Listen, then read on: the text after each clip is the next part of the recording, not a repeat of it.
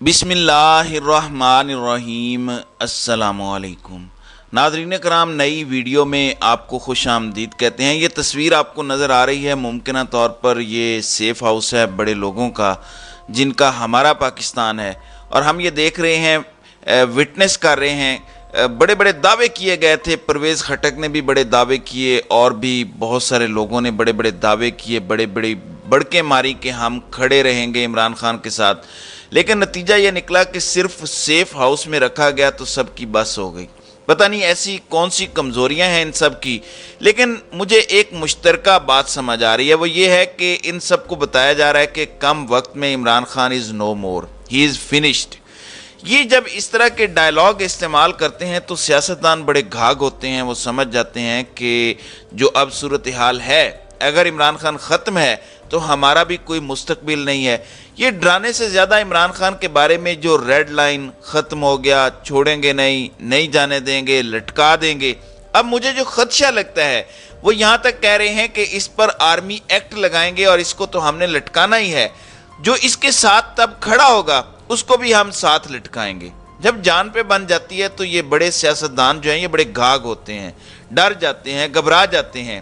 ایک تو یہ چیز سمجھ آتی ہے مجھے، کیونکہ ایسا کیا ہے، آڈیو ویڈیوز کا دھندا تو اب فضول ہو چکا ہے، لوگوں کو اس سے فرق ہی نہیں پڑتا، تو کیا بلیک میل کریں گے کسی کو؟ اگر ساری پارٹی ایک ہو جائے، عوام پہلے ہی آپ کے ساتھ ہے، کچھ بھی یہ نہیں کر سکتے تھے، کچھ عرصہ جیل میں رکھتے، سختی کرتے، لیکن کر نہیں سکتے تھے جو کر رہے ہیں۔ تو اس سے یہی سمجھ آتی ہے کہ یہ اگلے پلان کی طرف لوگوں کو لے کر جا رہے ہیں۔ پھر فلاں شخص نے جو ہے وہ ٹی وی پر آ کر وہ بتا دیا ہے، کہا جا رہا ہے کہ اسد عمر، جہانگیر ترین اور پرویز خٹک مل کے پارٹی کو ری آرگنائز کریں گے، یعنی پی ٹی آئی سے لوگوں کو نکال کے سب کو اکٹھا کیا جائے اور کچھ ایسا چربہ بنایا جائے یا پھر ایک نئی جماعت بنائی جائے جسے کنگز پارٹی کہا جا رہا ہے۔ ایسا لگتا ہے کہ پیپلز پارٹی اور نون لیگ کے بھی ہاتھ کچھ خاص نہیں آ رہا۔ پیپلز پارٹی زیادہ سے زیادہ ایک اپوزیشن جماعت بن سکے گی شاید اگلے الیکشن میں۔ کوئی کنگز پارٹی بنائی جائے جس میں کاف لیگ اور باقی چھوٹی چھوٹی جماعتوں کو اور ایک کنگز بڑی پارٹی کی حکومت بنائی جائے اور anti P D M vote ان کو ڈلوایا جائے۔ شاید کچھ ایسا کرنے کی کوشش کی جائے گی عمران خان کی طاقت کو روکنے کے لیے، جو ان کا پلان نظر آ رہا ہے۔ جو رانا ثناءاللہ یا خواجہ آصف کے بیانات ہمیں سنائی دے رہے ہیں کہ عمران خان کے خلاف ثبوت موجود ہیں، کوئی کہتا ہے کہ وہ ملک دشمن ہو گیا، وہی خواجہ آصف جس نے ایک دفعہ کہا تھا کہ جیو کے خلاف ملک دشمنی کے ثبوت موجود ہیں، وہ اسی چینل پہ بیٹھ کر اب کہہ رہا ہوتا ہے کہ عمران خان کے خلاف ثبوت موجود ہیں، آرمی ایکٹ میں کیس چلے گا۔ تو صاف نظر آتا ہے کہ ایک منصوبہ بندی کے تحت سب کچھ کیا جا رہا ہے۔ اس سے پہلے بھی دو ایسے واقعات ہوئے تھے جس میں وہی کچھ کرنے کی کوشش کی گئی پاکستان تحریک انصاف کے ساتھ، لیکن ماحول نہیں بن پایا تھا جو 9 مئی کو بنا۔ آپ کو سمجھ آ جائے گی، ڈاٹس کنیکٹ ہو جائیں گے۔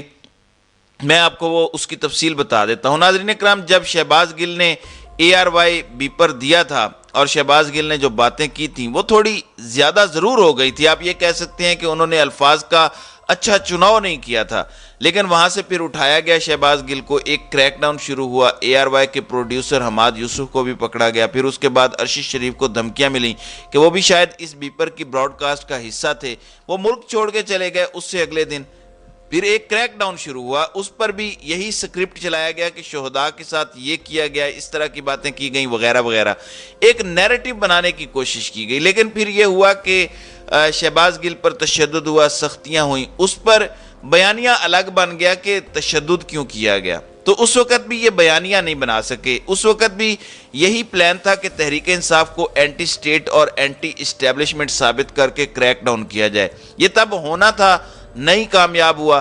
عمران خان نے چونکہ پنجاب میں حکومت واپس حاصل کر لی تھی تو اس وجہ سے مشکل ہو گیا، تو یہ صرف ایک کوشش نہیں ہوئی۔ پھر جب کور کمانڈر کوئٹہ ایک حادثے میں شہید ہو گئے، جب وہ آپریشنز دیکھ رہے تھے تو اس میں کچھ لوگوں نے، ایون ایک کسی نوجوان نے جس کے 8-10 فالورز تھے ٹویٹر پہ، ویسے میں نے وہ ٹویٹ آج تک دیکھا نہیں کہ کون سا ٹویٹ تھا، تو سننے میں آیا کہ انصار عباسی اور سلیم صافی نے کسی نوجوان کی ٹویٹ کا سکرین شاٹ لیا اور شیئر کر دیا کہ دیکھیں یہ شہداء کے خلاف بات ہو رہی ہے۔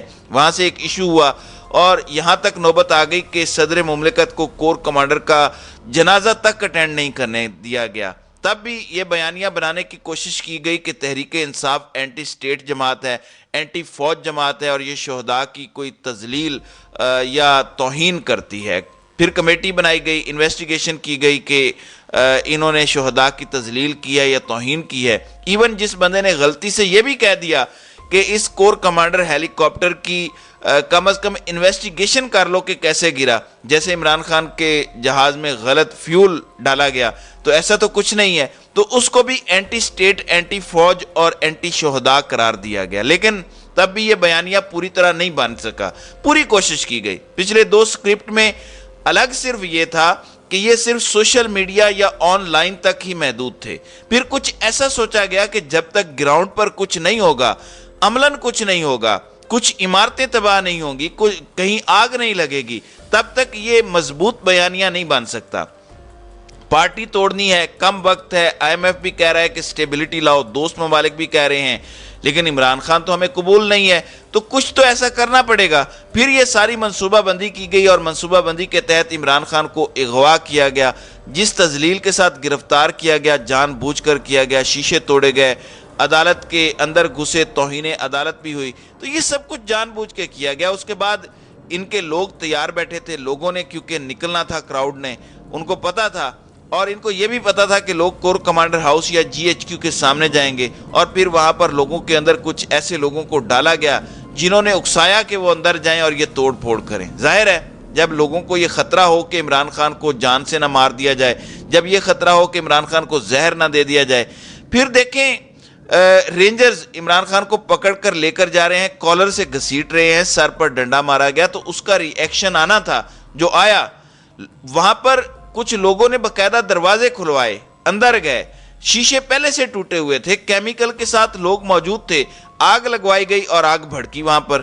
تو یہ سارا مکمل ایک پلان کے ذریعے کیا گیا تاکہ جو پہلے 2 بار کوشش کی گئی تحریک انصاف کو اینٹی سٹیٹ یا اینٹی اسٹیبلشمنٹ ثابت کرنے کی، وہ اب کامیاب ہو۔ حالانکہ عمران خان تو وہ شخص ہے جس کو پتا ہے کہ اس کو نکالا کس نے ہے، لیکن اس نے باہر آ کے عوام سے میڈیا کے ذریعے خطاب کیا۔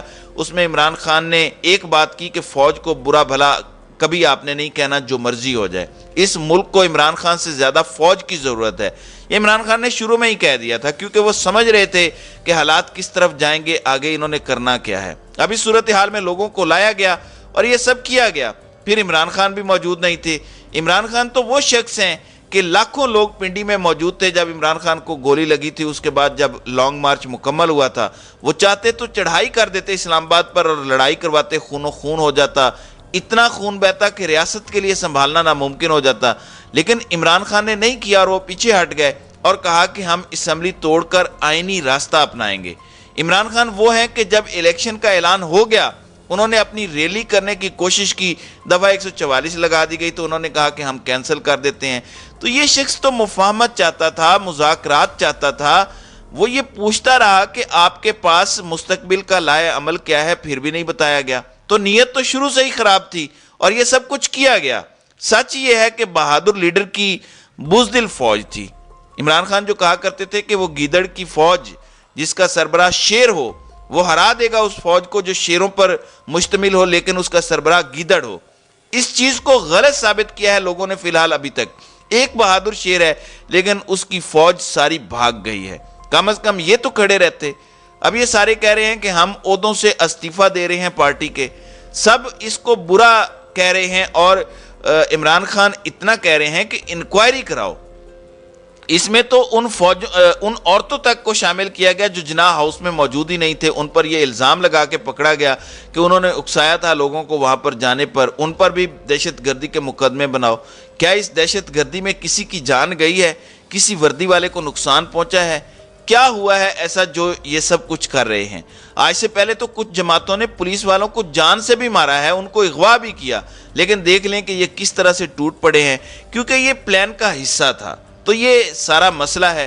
اب دعا کریں کہ اس ساری لڑائی سے جو شر ہے وہ ختم ہو اور بہترین کوئی چیز نکلے، اور اللہ تعالیٰ حق اور سچ کو فتح دے، کیونکہ یقین مانیں جو مستقبل اس وقت ملک کا نظر آ رہا ہے، جس طرف یہ ملک کو لے کر جا رہے ہیں، پاکستان صرف تباہی کی طرف جا رہا ہے۔ ہمارا وہ خواب کہ کبھی پاکستان میں رول آف لا ہوگا، پاکستان ترقی کرے گا، یہ خواب ہی رہ جائے گا اگر یہ ان کے رستے پر چلتا رہا۔ تو ناظرین کرام، آپ کی اس ویڈیو کے حوالے سے کیا رائے ہے؟